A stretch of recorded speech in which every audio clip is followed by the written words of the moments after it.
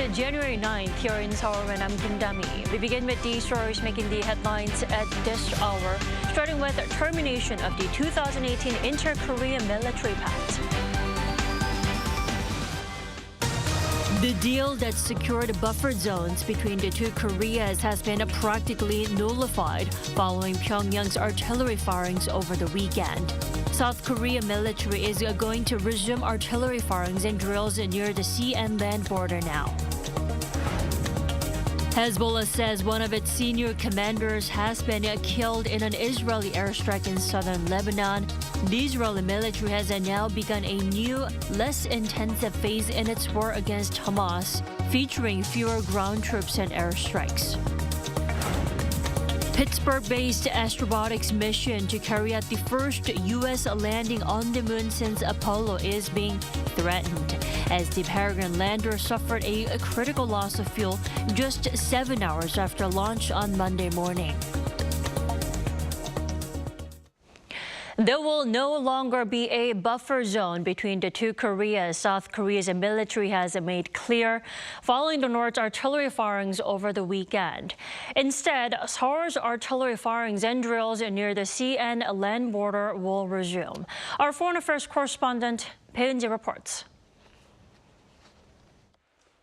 On September 19, 2018, the two Koreas signed an inter-Korea military agreement that set up buffer zones for land, air, and sea to reduce tensions and prevent accidental clashes.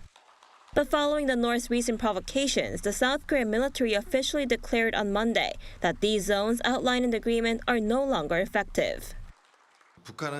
North Korea has breached the September 19 military agreement more than 3,000 times, and over the last 3 days, it has fired artillery shells in the West Sea. As a result, the zone where all hostile activities are banned no longer exists. The Joint Chiefs of Staff also said the military will not respond to every provocation initiated by North Korea, and instead conduct firing exercises according to its own schedule. The maritime buffer zone in the West Sea extends 135 kilometers. That's 85 kilometers south of the NLL, or the northern limit line that separates the two Koreas, and 50 kilometers north of the line. There's also a separate buffer zone in the East Sea that spans 80 kilometers. Provocative actions are prohibited in these zones, including firing artillery shells and coastal guns. The North had already said last November that it's withdrawing from the pact, and it has rebuilt guard posts inside the DMZ. With South Korea's announcement on Monday, the agreement is now practically scrapped.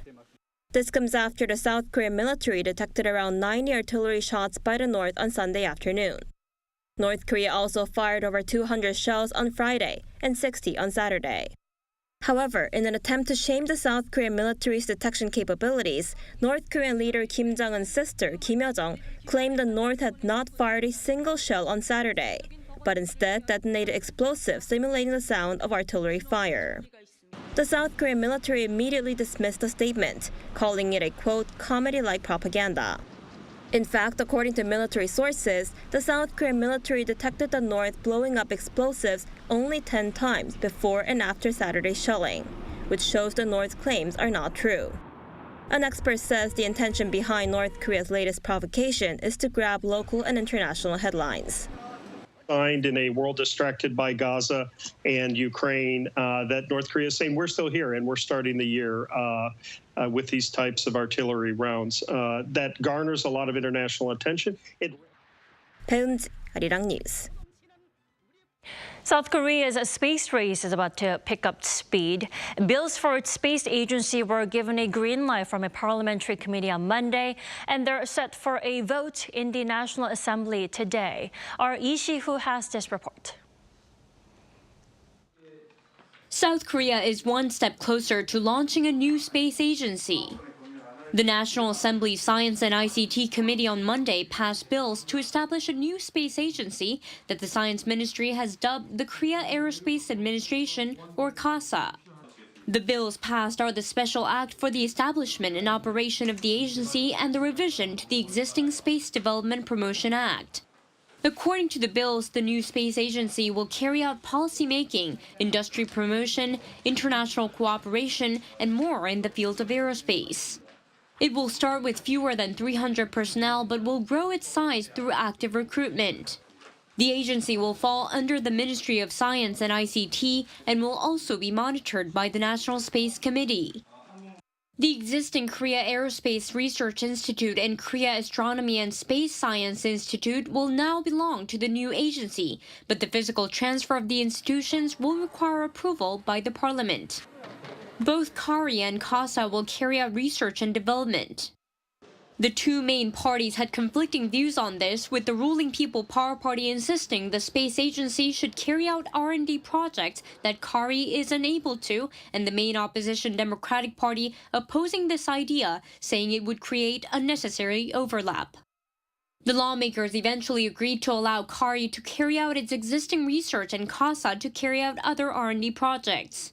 If the bills are approved at the plenary session on Tuesday, the space agency in Sacheon, Gyeongsangnam-do Province could start operations as early as May. 이시후, Arirang News.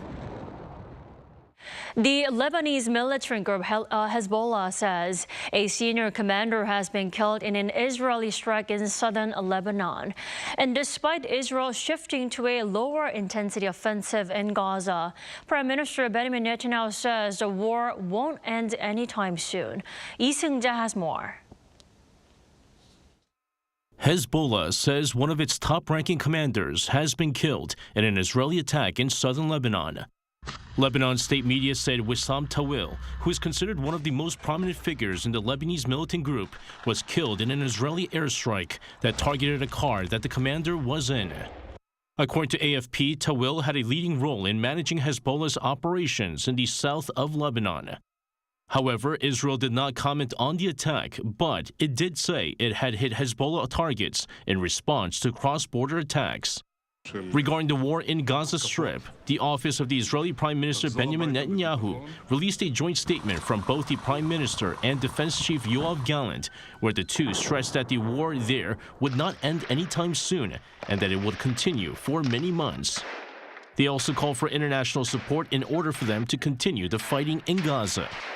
Speaking to the New York Times, Israel Defense Forces spokesperson Daniel Hagari said its military has begun a new, less intensive phase in its war against Hamas in Gaza. He added that the new phase means fewer ground troops and airstrikes. The comments came hours before U.S. Secretary of State Antony Blinken arrived in Israel to discuss the transition to the next phase in fighting and preventing the conflict from spreading. Meanwhile, Blinken sent a message of warning to the Houthi militants in Yemen, saying they will face consequences for continued attacks on ships in the Red Sea. Blinken told reporters Monday in Saudi Arabia that some 40 countries have called on Houthis to stop their attacks. The top American diplomat also made stops in Turkey, Greece, Qatar, and the United Arab Emirates in quick succession before his visit to Israel. Lee Seung-jae, Arirang News. Russia conducted a series of missile and drone attacks against provincial Ukrainian cities and villages on Monday, killing 4 people and injuring at least 38. The latest attacks targeted residential buildings and infrastructure, while Moscow says it had military-industrial targets in Ukraine from the sea and air. Russia targeted 4 regions, including Kharkiv. The deadly attacks have continued since the new year, with Russian airstrikes over the weekend killing 11 Ukrainians, including 5 children.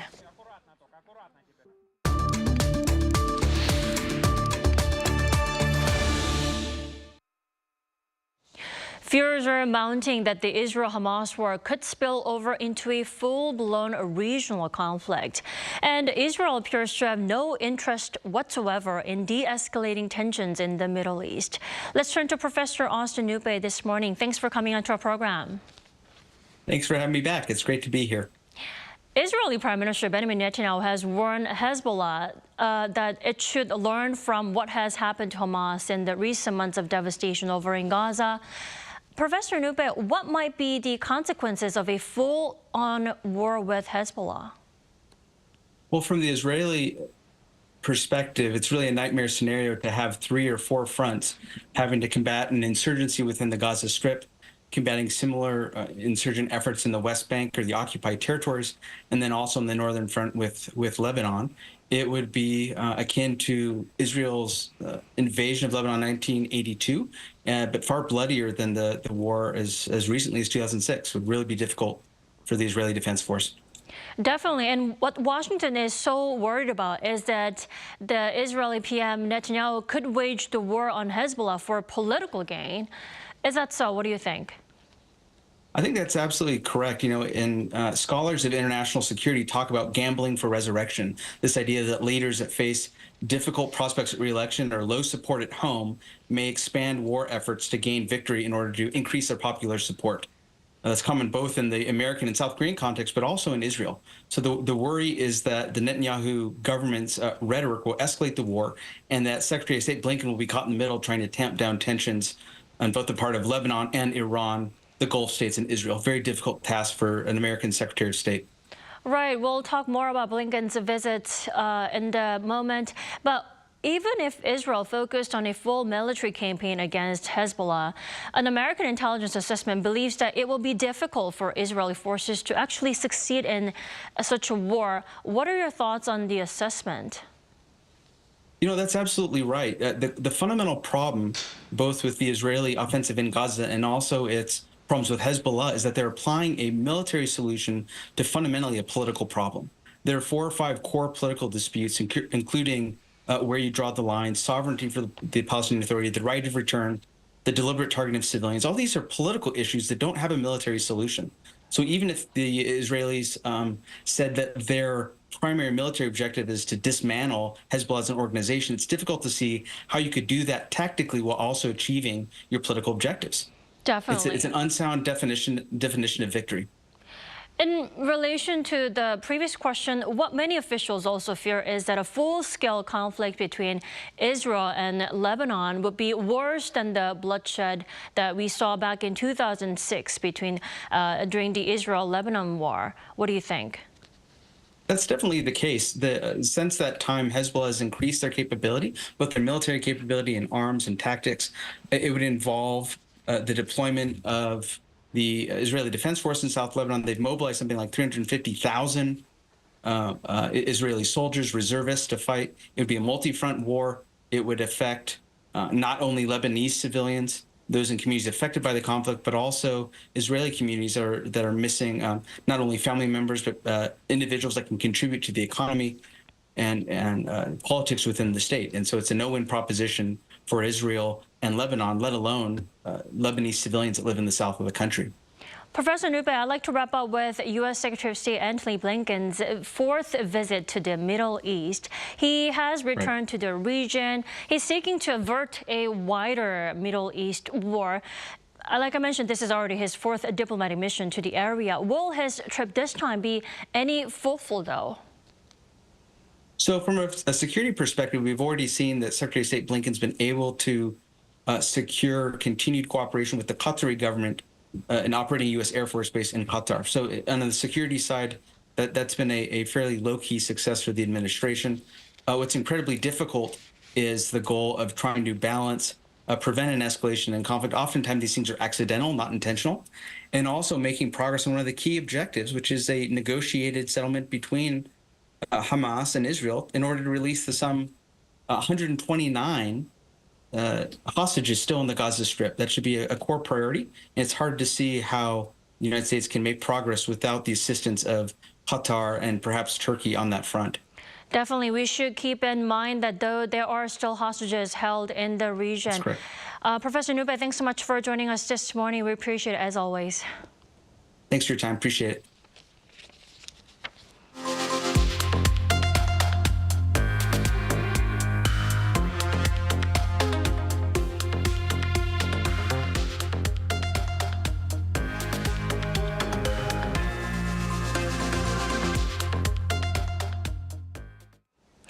In the U.S., the first controlled landing on the moon by a private space mission has hit a serious setback. Will it be possible to land on the lunar surface successfully? Our Choi Soo-hyung with the latest. The world's first private moon landing craft, Peregrine lunar lander, is facing a serious technical problem. On Monday local time, Astrobotic, the U.S. firm that built the spacecraft, stated that it has a problem with the propulsion system, causing a significant loss of fuel. They said the situation is serious enough for them to consider changing the mission goals. Peregrine was launched at 2:18 a.m. on Monday from Cape Canaveral Space Force Station in Florida on a Vulcan rocket. This 1.2-ton craft was scheduled to land on the moon on the 23rd of February. But about 7 hours after the launch, an issue was discovered where the solar panels were not properly facing the sun, so couldn't properly charge the onboard battery. Astrobotic scientists managed to fix this issue, but also confirmed there was another problem: fuel loss. The Peregrine lunar lander carries various cargo, including scientific instruments by the U.S. space agency NASA to study the lunar surface composition and radiation, as well as a small exploration robot the size of a shoebox developed by Carnegie Mellon University. NASA is just a customer in this project, though, and is not in charge. It paid $108 million for Peregrine to carry its equipment. If the spacecraft's landing is successful, it will be the world's first private lunar exploration to make a controlled landing on the moon and the first U.S. soft landing on the moon since Apollo 17 in 1972. Choi Soo-hyung, Arirang News. This year's Golden Globe Awards turned out to be a proud moment, especially for the Asian community, with Steven Yeun taking home the Best Actor award. That's a first for a Korean-American actor. Our culture correspondent Song Yoo-jin has more from Sunday's ceremony. Hollywood's star-studded award season has kicked off, starting with the Golden Globes. The 81st edition of the annual awards, which celebrates the best in TV and film, was held Sunday local time at the Beverly Hilton Hotel in Beverly Hills, California. Netflix's comedy drama Beef made history. Steven Yeun and Ali Wong became the first actors of Asian descent to win in their categories. Yeun, a Korea-born American actor, clinched Best Performance by a Male Actor in a Limited Series, Anthology Series, or a Motion Picture made for television, while Wong won in the Female category. Yeun joked that there are some similarities between him and his character in Beef, while Wong spoke of her surprise. I'm a respectful but skillful and at times aggressive driver. I live in LA, so I drive the same. Not that different from Danny. That's not illegal. I mean, I think I was just really surprised. This is a really fancy event with a lot of fancy people. Beef continued its triumph, winning a third Globe with Best Television Limited Series. Adding to the Globe's history was Lily Gladstone becoming the first Indigenous person to win Best Performance by a female actor in a motion picture drama. So every time I've felt a level of guilt or feeling like it wasn't really possible, my mom and my dad, my whole life, they've never once questioned that this is what I was meant to do. Christopher Nolan's Oppenheimer was the top winner of the night. The 3-hour biography of physicist J. Robert Oppenheimer picked up 5 awards, including Best Motion Picture Drama and Best Director. I think the tragedy and what drew me to the story is that certainly in the later part of his story, post-World War II, post-Trinity, he always maintained his loyalty to his country, what he needed to do, never apologized for what he did. Greta Gerwig's Barbie clinched the inaugural cinematic and box office achievement along with Best Original Song. This new award recognizes films based on box office sales and digital streaming viewership. With the Golden Globes now over, up next is the 75th Emmy Awards on January 15th. Song Yoo-jin, Arirang News. The prices of entertainment and cultural activities last year saw the largest jump in 27 years. According to Statistics Korea, the related price index increased 3.7% on year. Sports events, overseas group travel, photography services, and singing rooms all saw large price rises. Fees for amusement facilities, performing arts events, and cultural lessons also rose by over 5%. Meanwhile, portable multimedia devices, such as tablet PCs, saw an increase of 17.9%, largely due to higher launch prices for new products.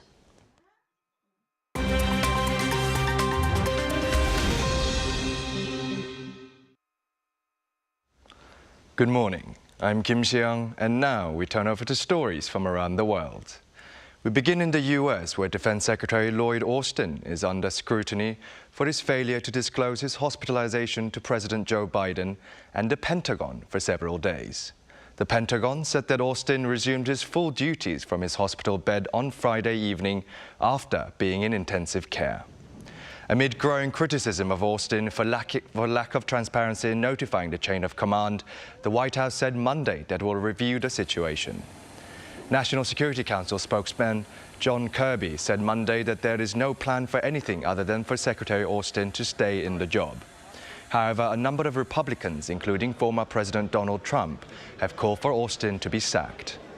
70-year-old Austin was admitted to intensive care at Walter Reed Military Hospital on January 1st, but it was the fourth before he made the White House aware of his condition. Austin is believed to be still in hospital. Pope Francis on Monday called for a universal ban on the practice of surrogate motherhood, condemning commercialization of pregnancy in his annual address to the Holy See's diplomatic corps. In his 45-minute address to the Vatican-accredited diplomats, 87-year-old Pope Francis called for a global ban on surrogacy to prohibit the practice universally. He described surrogacy as a deplorable act, adding that a child is a gift and never the basis of a commercial contract, and that it represents a grave violation of the dignity of the woman and the child involved. Now to Switzerland, where former Gambian Interior Minister Ousmane Sonko went on trial for crimes against humanity on Monday. Sonko faces charges including murder, multiple rapes and torture committed between 2000 to 2016. Swiss campaign group Trial International filed a complaint against him after collecting evidence along with other NGOs, with the case going ahead under the principle of universal jurisdiction for grave crimes. 9 Gambian plaintiffs will travel to Swiss court to testify. 54-year-old Sonko fled to Switzerland in 2016 after Gambian dictator Yahya Jammeh lost power. According to the Human Rights Watch, Jammeh was responsible for widespread abuses, including forced disappearances and extrajudicial killings. Regarded as one of the world's football greats, Franz Beckenbauer died on Sunday at the age of 78. Nicknamed Der Kaiser, Beckenbauer captained the German national team to a World Cup victory in 1974 and returned as manager in 1990 to win the tournament again. The former defender spent the majority of his club career at German giants Bayern Munich in the 60s and 70s before stints at New York Cosmos and Hamburger SV. Widespread tributes paid to Beckenbauer included German Chancellor Olaf Scholz, who said he was not only one of Germany's greatest footballers, but also created excitement for German football for generations.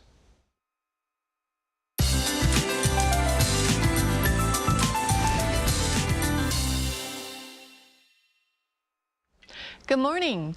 The cold snap has eased, but much of Korea is bracing for a blizzard today. Right now, wet clouds are dropping wintry precipitation to northern central areas, and snow will expand to central parts of the country this morning before spreading nationwide by the afternoon. Mountainous regions in Gangwon province could see more than 20 centimeters of snowfall. The rest of central areas in Gyeongsang-Pukto province could receive more than 10 centimeters of massive snowfall through tomorrow, with a preliminary snow advisory issued in many of central parts of the country today. Instead of snow, there could be rain with 5 to 40 millimeters of showers in the forecast. The winter storm could dump snow in the capital area in Gangwon all day today, while the south will see heavy snow from this afternoon into tomorrow at dawn. Then highs in most parts will be slightly higher this afternoon. So it's going to be a hectic evening commute. Drive and walk carefully out on the roads today. Temperatures, meanwhile, will stay warmer than norms for the next 5 days. That's Korea for you, and here's a look at the international weather conditions.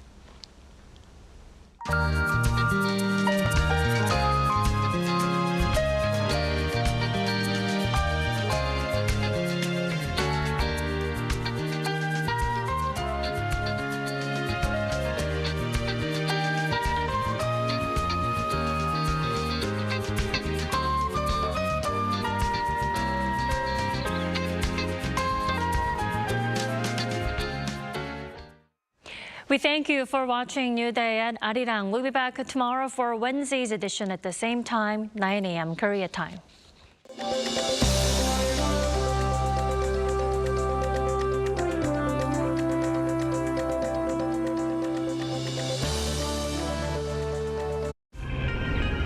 한국에 오면 먹어야죠.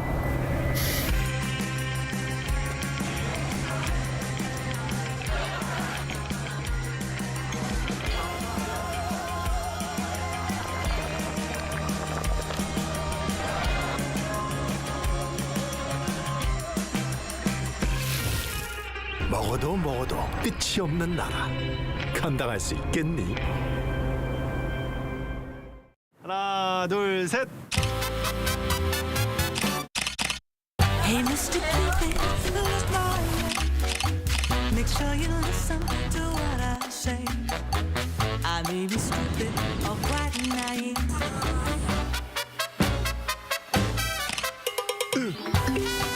끝없이 쏟아지는 포토스팟. 휴대폰 한 대로 감당할 수 있겠니? Arrow straight through my heart. 웰컴.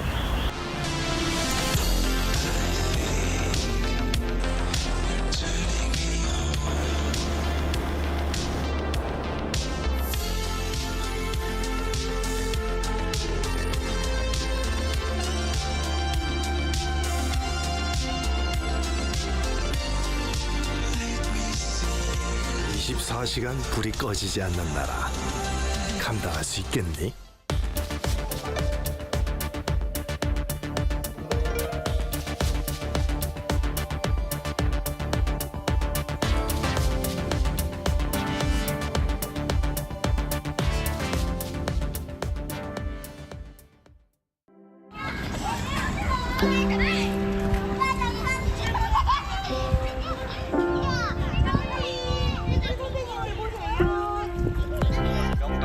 제주도에 처음에 놀러 갔을 때 새롭게 단장했다고 얘기를 나와봤는데 할게요. 스트릿 사진 한 장이었는데 혼자서 좋은 건 한국인들만의 마음들.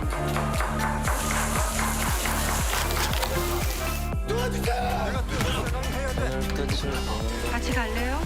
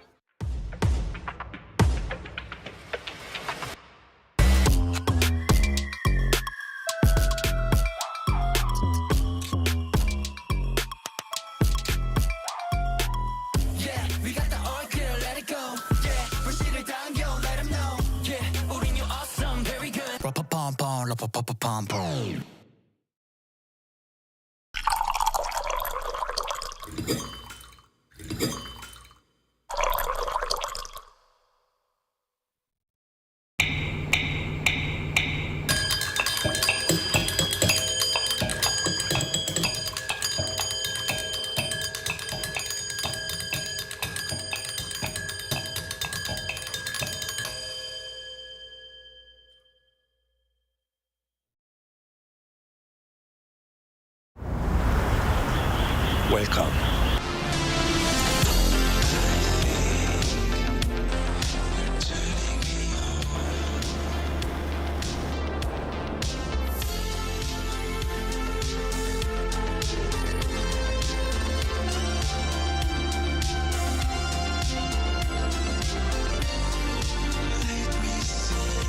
(24시간) 불이 꺼지지 않는 나라. 감당할 수 있겠니? 한국에 오면 먹어야죠.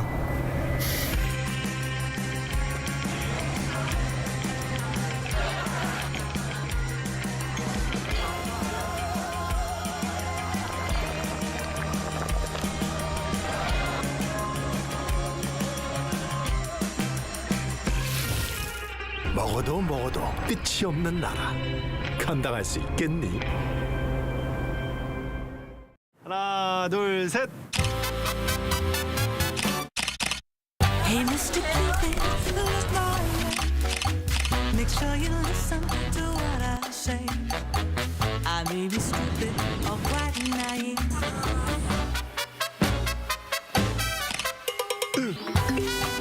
끝없이 쏟아지는 포토스팟. 휴대폰 한 대로 감당할 수 있겠니? Arrow straight through my heart.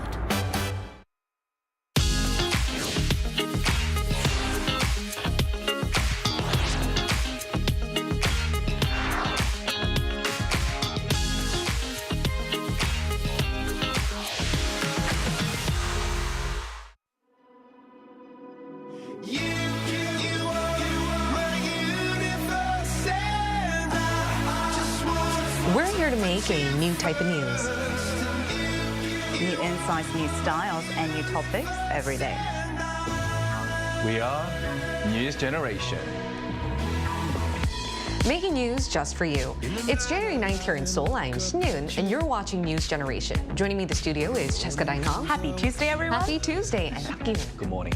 Now, both are here to speak on behalf of people in their 20s and 30s. As usual, let's start with our news feed that covers different hashtags and news items that have been trending on social media over the past 24 hours.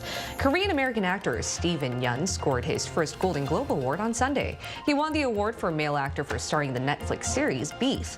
Beef is an American comedy drama limited series on Netflix that starts with a road rage incident between two strangers. Apart from its storyline, it garnered much attention for running with an all-Asian American cast. Yeun winning this year's Golden Globe Award as Best Male Actor makes him the first Asian American man to win in his category. Moving on, police in Korea are stepping up their game to crack down on motorcyclists who aren't wearing a safety helmet. From Monday, officials have decided to add a function on unmanned cameras that regulate traffic violations such as speeding. That's adding a rear viewing function. Until now, cameras could only pick up the front part of one's vehicle and track down license plates from there. But now, cameras can also capture the rear of one's vehicle, which will better track down motorcycles that only have license plates on the back. And here in Korea, there's a popular saying when it comes to dieting: losing weight is an assignment that takes a lifetime. This seems to be the case even in a country where obesity rates are relatively low. The KDCA has found nearly 1 out of 7 women in their 20s are underweight, but around half of them are still on a diet. Now, the study also found the number of women in their 20s that are underweight from the years 2019 to 2021 increased by 2.4 percentage points compared to the years 2016 to 18. And experts said the fact that even underweight women feel that they need to lose more weight reflects how strict beauty standards are here in Korea. They also pointed to how these relatively high standards are based on a distorted or even excessive obsession of being thin over healthy. Men, on the other hand, had higher obesity rates, but the number of those who've actually tried dieting has fallen, showing a contrast in the perception of dieting between genders. Now, here at the studio, what did you guys think about the survey results? Well, I know how it feels to be overweight, but not so much underweight. But I think both have different health risks. But we all need to know that how you look on the outside doesn't really reflect how you are on the inside in terms of health. And it is true that the Korean society puts a lot of importance on appearance, especially on women. And it's not something that we can change right away. And also, I think social media and the rise of K-pop really influenced the youngsters in terms of how they want to look, how they want to appear to other people. I mean, being skinny and slender may look aesthetically pleasing and help you in terms of your work if you're doing something as an entertainer, if you're a model, for example, if you're an actress or even an idol. But I think many youngsters need to kind of redefine what it really means to be beautiful, because I think I said this before on the show before, looks only last a certain amount of time, maximum 3 months. So. That's not too long, to be honest, 3 months. And also, I think I completely agree with saying that you need to be adding more weight to your inner beauty than your exterior. But it's so difficult living in a society where distorted beauty standards and excessively high ones are affecting women that are underweight. Even half of them are going on a diet. It was quite saddening to hear. But what were your thoughts? I think this is such a good discussion topic, especially since it's a new year. Because as we know, when we talk about resolutions, the first thing that people kind of go is weight. Yes. And I think in Korea, there's a saying that the first way to self-improvement or self-development is losing weight. But I really don't understand why it has to pertain with going underweight. It has anything to do with your own self-improvement, because as Kyun, so accurately pointed out, maintaining a weight to a certain level only is required for certain professions. As normal people doing their daily jobs, I think health is the most important. And as long as you're in a healthy weight, I think you should focus more on your skills, your ability, your compassion that makes you a better human. And even for those specific occupations, we're seeing beauty standards steadily change, which I do think is going in the positive direction. Now, that was our news feed for today. Let's now switch gears into our main discussion topic of the day. Before ending our episode yesterday, we briefly talked about katseng and ketseng.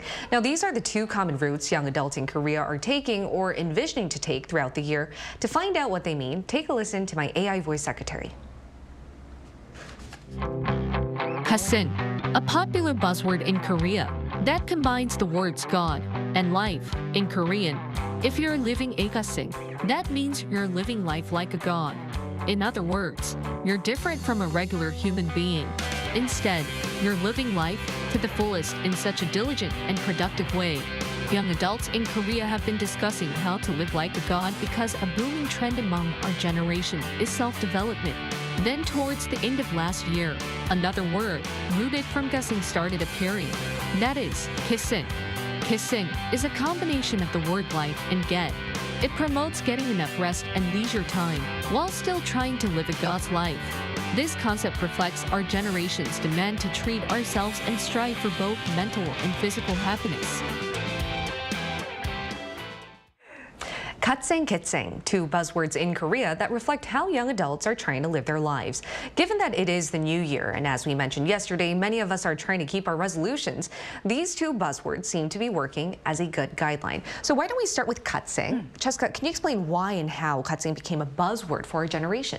It's such an interesting lingo, and let me explain by looking at the screen. I have broken down the word into the what it consists of. So it's a trendy portmanteau made by adding the two words, God, literally meaning God, and seng, which means life in Korean. So it combined means God-like life.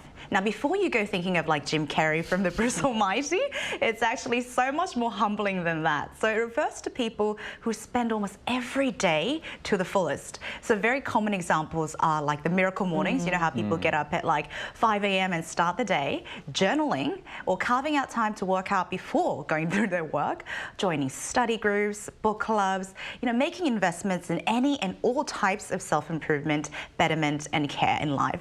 So it could be career, it could be health, it could be relationship. So these are the people that probably use, 5 different types of calendars, track their progress, and find great pleasure, confidence, and purpose through taking care of themselves. I couldn't help but notice, but this seems to be your life right now. The journaling, the miracle mornings. The 5 different calendars. Exactly. You just see I pointed out a very specific number. And not just yourself. I think a lot of friends and colleagues around me are trying out this new lifestyle. So Cheska, could you elaborate on how and why this sort of katseng based on self-productivity and trying to live a diligent life became a boom?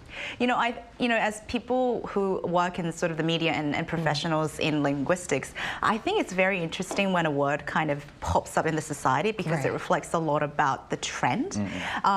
Do you remember we had this boom of the term YOLO? YOLO, yes. I remember that. Yeah, everybody used to have like bumper stickers on their laptops.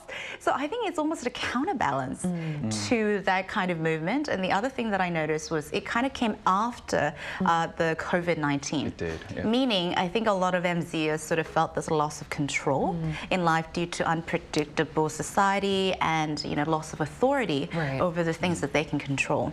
So, the katseng life, as I told you, is not about living this almighty life, but trying to control the aspects of life that they can within sort of their perimeters and authority. Exactly. If you can't control situations like the pandemic, as you might as well try to control your own life. Yes. Whether that literally be journal your time and try to do as much as you can. Exactly. But as we heard from an introductory video, there's another buzzword that really spurred from katseng, and that's ketseng, right? So why don't you explain to us what this is and how it became so popular? So the word ketseng is derived from the word katseng. They sound very similar, but to give our viewers a simple explanation of this word, let's take a look at the screen. Ketseng basically means living a katseng life while getting rest at the same time. Right. The main reason for this hype of this new buzzword is because 4 out of 10 MZers actually experience some sort of burnout in their lives, actually trying to live life like a katseng. Yes, So it's very katseng, trying to live a life like God. It does sound a little ironic, but this is a clear example of the common behavior of the younger generation nowadays. They're quick to create new trends, lifestyles, and really follow suit without too much hesitation. And like I mentioned before, ketseng is giving yourself plenty of rest, and relaxation in the midst of living a katseng life. This is so tricky, even though it's Korean. Okay, anyway. You're not angry, right? No, I'm not angry. I want to be katseng. Anyway. Katseng, yeah. So one example would be 멍때리기, which is basically zoning or spacing out in Korean. So when this first became popular, it was just basically just doing nothing, zoning out, until you couldn't stand it anymore. I see. But now, because the younger generation likes to put a new twist in it, they started this thing called 불멍, which is like staring at fire. I actually like that. And zoning out, just staring at fire. There was also 물멍, just staring at water or the ocean or whatever. And there's also 모래멍, which is like just staring at sand. In so many different ways to space out. Not moving sand. Oh, I mean, there's that 모래시계? Yeah, the capsule, like the sand capsules. Sand capsules, and people stare at that. I don't know. They just stare at all sorts of things, and they just want to zone out. But at the same time, they can listen to music as well, like ASMR music. Anyway, another way of living a ketseng life is receiving like online consultation from psychiatrists, and they like it because it's much more personal and private instead of actually going to to see a psychiatrist in person. And they do fear like other people finding out that I'm actually getting consulted. So that's one option of living a ketseng life. And finally, there's another new trending buzzword called nothingcation. Nothingcation. You know what that means? No. Nothingcation. What does that mean? mean? Basically it's a combination of nothing and vacation, where the vacation is just purely focused on relaxation. That's so really you go nice. on a vacation just to do nothing, just to relax, sleep well, eat well, and like just take like personal yoga lessons or Pilates lessons instead of like meditating as well. Instead of like trying new things out, finding new experiences in life. So it's very different now. That's something that's completely impossible for someone like me. Like katseng. Because you're a gatseng and I'm a getseng. But you know what? I do it? think that they're quite similar because at the end of the day, it's based on how you want to control your life. Like katseng, you're trying to control your life as a god, like being really productive. But ketseng has to do with you getting enough rest, getting enough mental health, and checking up to it. I think it's just an evolution of terms. Yes. Now, to find out why these two concepts seem to really click with our generation, we're going to talk to a mental health expert. She's going to guide us through the psychological process and mindset many of us young adults have in Korea that drives us to strive for either katseng or ketseng.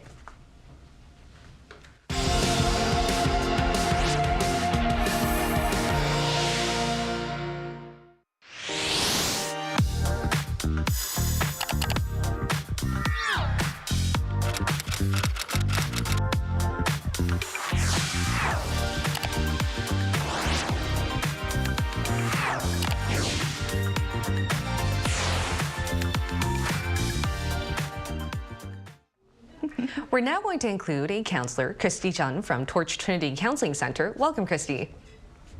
Hello. Hi, so we've been talking about katseng, ketseng, Korean buzzwords. Are these two concepts strictly confined to Korea, though, or are there any similar concepts abroad? Yes, gatseng and getseng are Korean terms, but I think they are similar, not necessarily concepts, but mindsets that can be applicable to MZs worldwide. So to talk about gatseng first, the underlying desire when striving for gatseng is to be diligent, productive, and wanting to excel at something. And this can be a desire for anyone because people do want to live a better life and improve their self-esteem. And I'd say gatseng is close to the quote, live your life to the fullest. And as mentioned earlier, striving for gatseng led to burnout that MDs turned to getseng. And it's interesting that Cheska mentioned this because I also think it's close to YOLO, you only live once mindset, or even work-life balance. So do the things you enjoy and finding satisfaction in life. So many MZs are seeking work-life balance now, and I think the younger generation are more aware of taking care of their mental health, getting good rest, doing the things you like, which may be the lifestyles that MZs may seek, not just in Korea. And Christy, why do you think, especially in Korea, the young adults want to live either a katseng or a ketseng life, and why the lingo came about? And what does it say about our generation to come up with these terms? Yes, whether it's gatseng or getseng, I think our generation wants to live a better life and experience higher satisfaction. Korea is a very competitive, time-efficient society that it gives a people implicit message of, I have to be the best, or I have to do better than others to succeed in life. And I think this pushes people to strive for gatseng. And one of the trends mentioned in 2024 Trend Korea highlights aspiring to be a hexagonal human, which is basically being a perfect person in aspects of education, appearance, occupation, family background, finance, and even personality, which I think is impossible to attain in all of these 6 aspects. But posts on social media or even virtual reality make it seem like it's possible to be perfect, which is not true.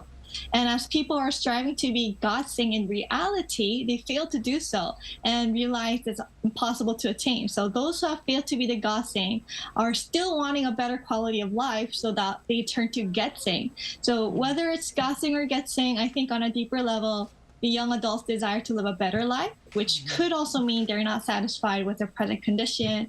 And I think this tells that our generation is struggling to find satisfaction in who they are and what they do, that they seek these lifestyles. I cannot agree with you more, Christy. Now, how would you evaluate our generation's strive to live life to the fullest whilst getting enough rest, or trying to live a perfect, fulfilling, and very productive life like God? Is it positive, or are there some drawbacks that we may be overlooking? Well, for those who are able to have diligent routines and achieve goals based on a gatseng life, they would feel good about themselves and experience those positive emotions. But the important thing is you need to be setting your own standards and goals and not overdo it. Once you start to be too rigid and strive for perfection, that's when it can have some drawbacks. So the irony of gatseng is, as mentioned earlier, it's godlike, but we are humans, not God. And trying to be a perfect being is definitely going to have negative consequences on our mental health, because no one is ever going to be satisfied if they strive for perfection. In fact, wanting to be perfect actually derives from anxiety because of the fear that you aren't doing good enough. You think and believe that you have to be perfect to be accepted or well off. And even for getseng, if someone is striving for this lifestyle by resting, enjoying, but for the purpose of excelling more in your work or relationships, then this can also have a toll on your mental health. Exactly. And as a counselor, I would like to ask for one tip. I mean, we're going to be seeing life values evolve from now on. We used to have YOLO, and though you said gatseng and YOLO are quite similar, I do think that we're going to see more concepts and mindsets spur from here. But is there any pointer that you would like to give our generation as to how we should try to strive to live life?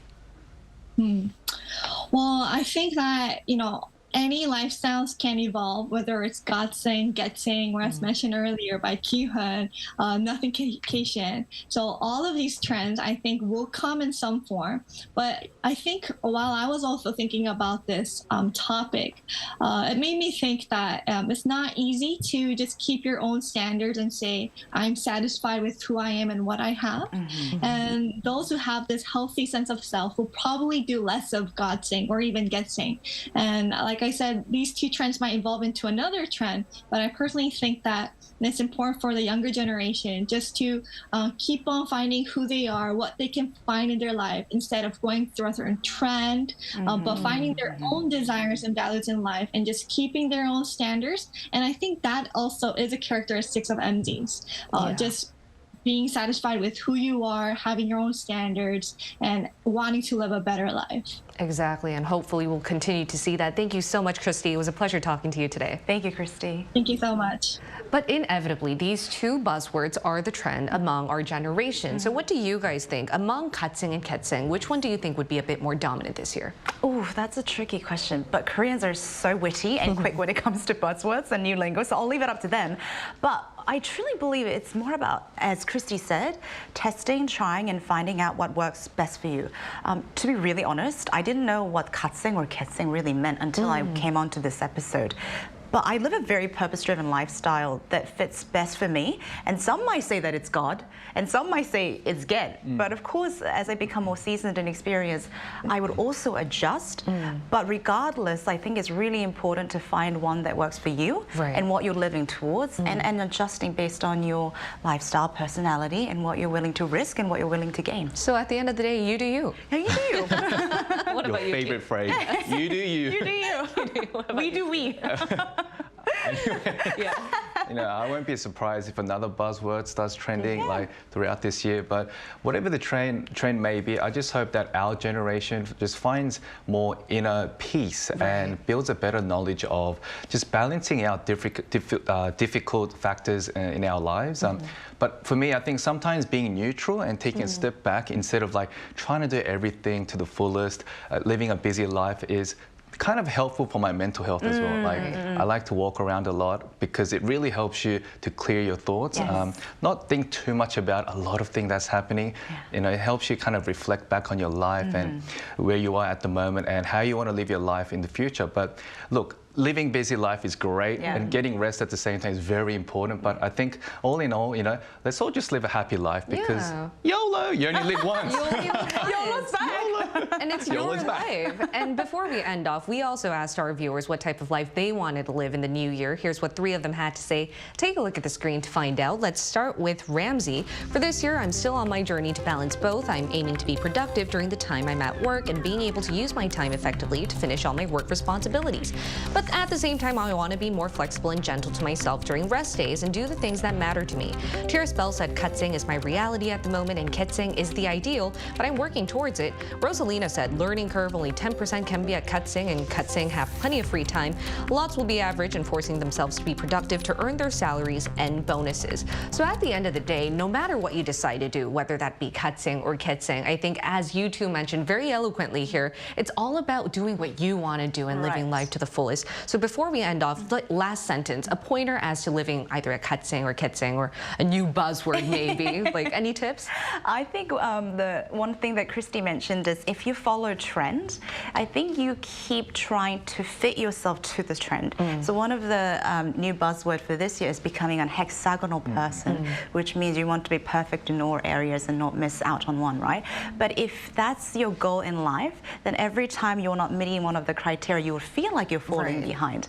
But that's probably not the best feeling to get when you're trying to get somewhere. So if anything, one of the pointers that I have, if you want to live a fully driven life, just go for it. And then try to find your balance within it. Don't try to measure up to a certain standard. And don't try to compare yourself with others or societal standards. I think that's really difficult to do, but that is the way to go. That is the way to go. Exactly. What about you, Q? Firstly, you know, humans are not God, so trying to live a life like a God is, I don't think, really realistic. So I think for me, it's just living a better today compared to your yesterday could be like a bit more realistic and I guess, you know, capable mindset to live. And you guys motivated me to try just that. I mean, it is the beginning of the new year. We'll hopefully shape that into my resolutions this year. And we'll be with you guys throughout the whole journey of that. But in the meantime, we'll be here every day from 9:30 to 10 a.m. Korea time, bringing you more topics young people are talking about. Special thanks to Cheska Dain-hong. Pleasure's mine, thank you. And Park Ki-hoon. Always a pleasure. All right. Thank you everyone for watching. We'll see you tomorrow. We are News Generation.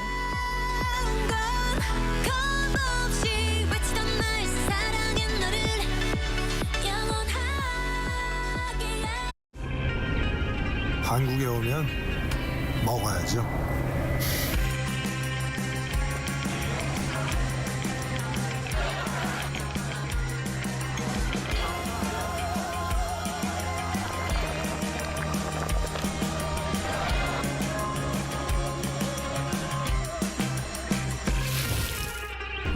먹어도 끝이 없는 나라. 감당할 수 있겠니?